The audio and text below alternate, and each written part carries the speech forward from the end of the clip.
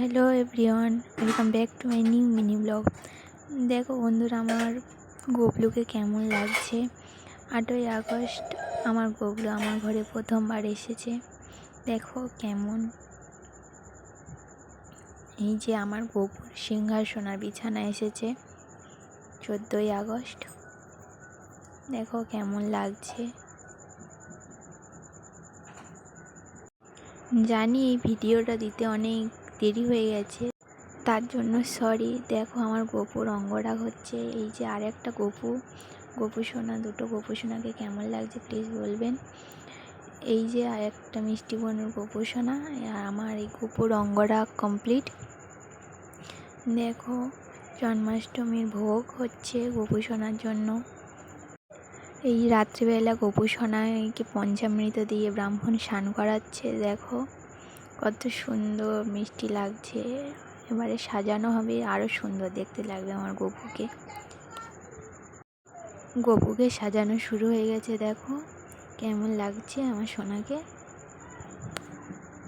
এই যে চন্দনের টিকা লাগানো হচ্ছে, এবারে ঘট প্রতিষ্ঠা হচ্ছে।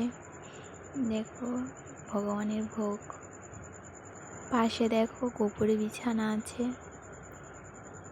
খুব অল্প করেই আয়োজন হয়েছিল, বেশি কিছু করতে পারিনি, খুব অল্প কিছুই হয়েছে। এই যে আমি আর আমার মা পুষ্পাঞ্জলি দিচ্ছিলাম।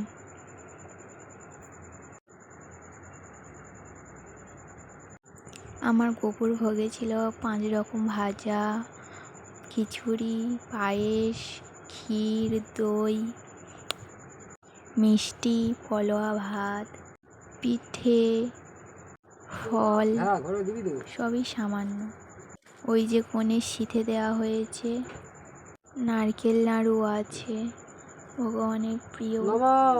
রাধা বল্লভনং পুষ্করায় নম দ্বিভুজনং দেবস্যয়া অল।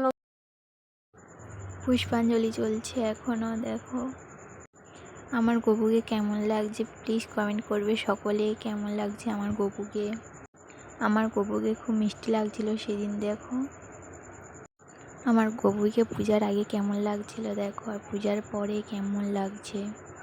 খুব সুন্দর, খুব মিষ্টি।